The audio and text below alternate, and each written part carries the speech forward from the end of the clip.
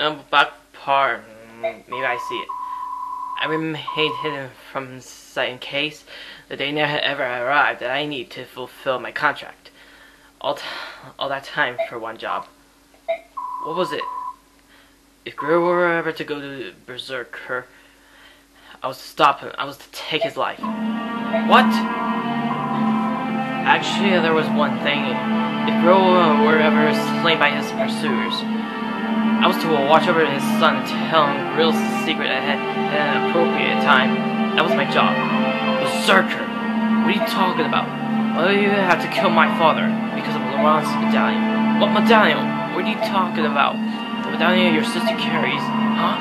That old bronze thing. I thought it was just to keep sake for my mother. Of my mother's. Are you telling me that it's something more? Greer told me it was an object of great peril.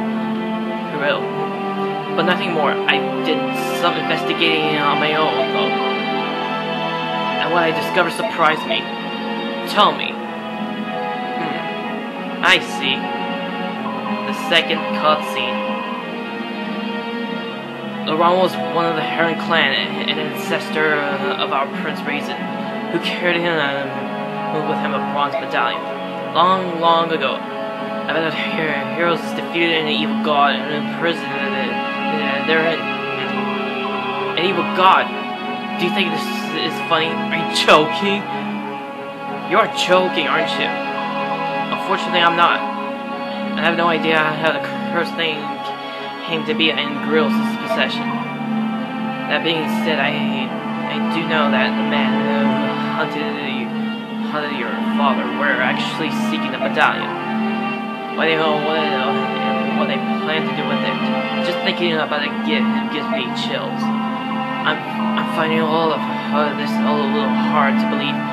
You said the medallion was an object of great peril, didn't you? And why would my father allow Miss to carry it around? That doesn't make any sense.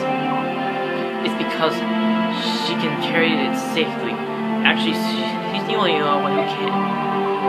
If you want proof, think back. Have you ever once touched it? No, I haven't. A long time ago, I remember her reaching out for while Miss had her hand. My father scolded me harshly. After that, I assumed it was my sister's alone, and I never reached for it again. Compared to other people, the balance within your sister is extremely strong. Your mother, it seems, was the same. That's why they could bear it safely. The medallion is like a strong poison. It takes the worst aspects of a person and magnifies them 1,000-fold. Real touched it only once, and it drove him to complete madness. So that's what he meant when he said he went berserker. That's right. Björkenluk is made up of two forces, balance and chaos. And there's no difference between us. It is the proportion of balance to chaos that determines how much the medallion affects a person. In that sense, it predicts how much harm that person might do. I knew it. Your father was one of the preeminent swordsmen of his generation that day. After he touched the medallion, 20 soldiers had come for him. 20 highly trained killers. Your father barely broke a sweat, cutting them down. And he began attacking his neighbors, those who had taken him in, concealed his identity, and called him friend. He slew them one by one until your mother rushed in thinking, only to save her husband from himself.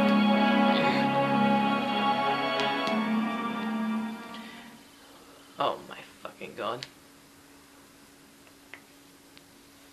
It was over in an instant. Your mother grabbed the medallion from his hand and stepped away from him. They said she smiled as he pulled his sword from her breast and forgave him as her life's blood spilled into the street. My father killed my mother? No, that can't be. It was a medallion. Its power is too great for any man. Even one of your fathers is a caliber. Me, you, if either of us touch it, I'm certain that we both would have been consumed by madness. When your father regained his senses, he tracked me down. It seems he heard rumors of me some time before. He said he had need of someone he liked me. Close-mouthed, skilled, and most importantly, willing to do any sort of work. Of course, after hearing what he wanted me to do, I turned him down. The girl was once a famed general. He was Sir Gawain, one of the Danes' four riders, and I recognized him at once. There was no chance someone like me would ever be able to stop him. But you looked a job anyway. Why did you change your mind? Brad had lost his wife, and his grief was overpowering to keep anything like that from happening again. He cripped himself. He slashed the tendons in his sword hand so that he could not wield his sword again. I took the job only because he had become someone my skill could handle. And even then, he was still far stronger than most of them men. I don't know what to say. And I see you, now. As girl's a secret as I know it. I now entrust to you the responsibility of seeing that the medallion does not fall into the wrong hands. Your sister must keep it. As my father lay dying, he told me to forget everything and live in peace. What did he mean? He didn't want you to lose yourself and go hunting for revenge, I suppose.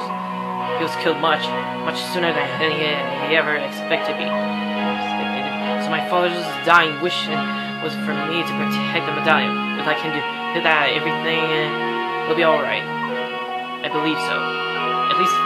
At the very least, that must take precedent over everything else. I understand. Oh, one last thing. What is it? Do you want me to hire me? In the event that you go berserker someday? If we make a deal now, you won't have to worry about it anymore. As for payment, I can take it out of the 50,000 you just gave me. What do you say? Then I have to hire you. Please. That's a wise decision, and in that case, I no longer need to conceal my true identity. Huh? Here it comes.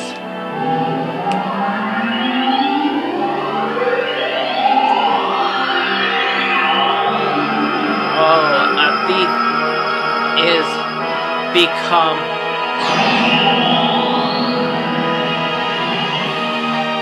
assassin. Holy crap. Maybe you need the skills already. But I don't need this skill already. I'm not really a thief. I'm an assassin from now on. I'll take on any job you've got, no matter how dirty. I see you. I see this. Father. Mother. Oh. Why? Yay, Ravens escaped for now. Oops. And I get the defending Talrega. I forgot that.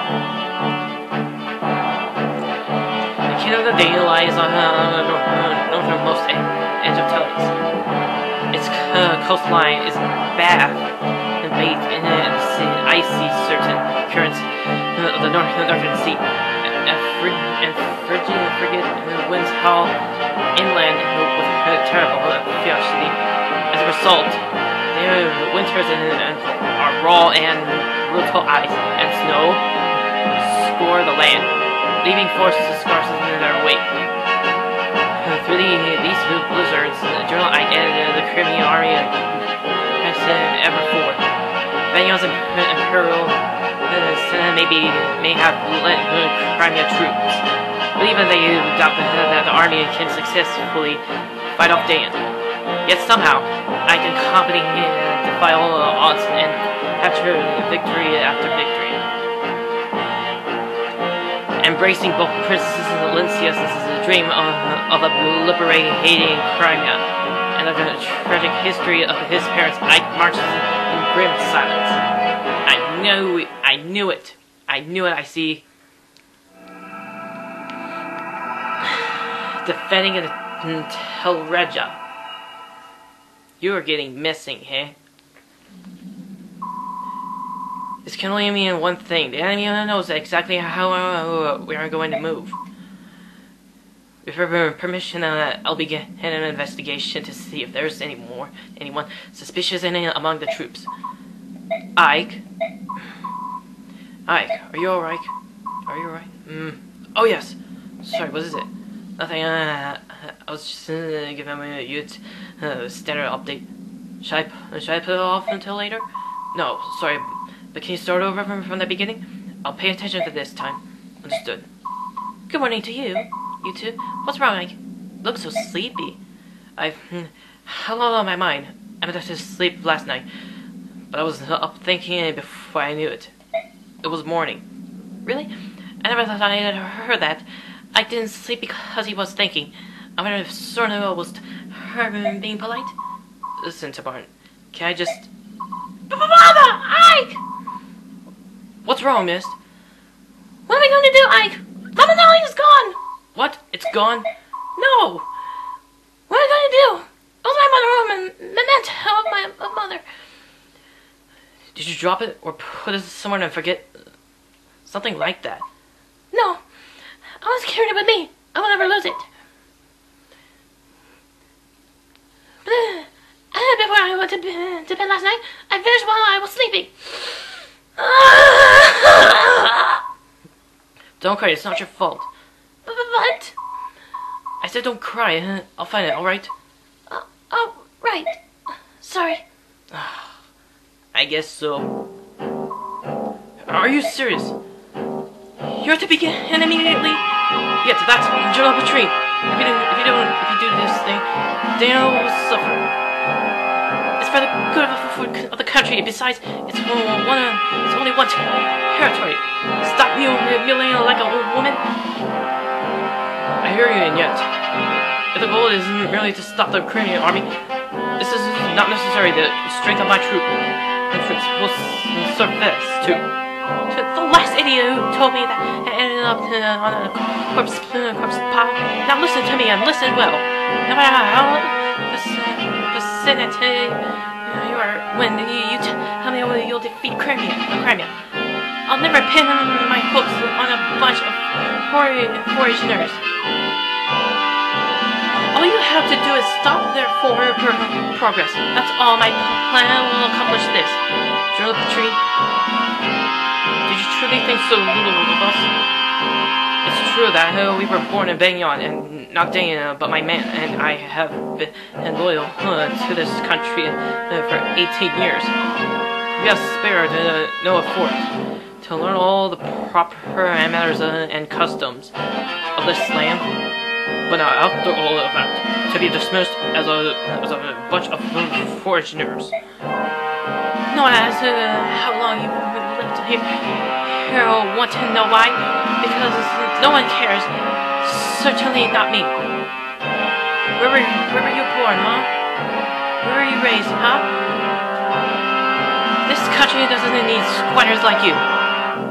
The one that people can count on it. Times of criticism and our Danes themselves. Everyone else is just gutter leavings. So we're useless. Is that what you were saying? You tell me, immigrant. And this. Why is it that you're a unit which was trained to be a later royal guard is there patrolling is taking fest in the backwater? The answer is clear to me. How about you? Sigh, I'm ending this. Bye.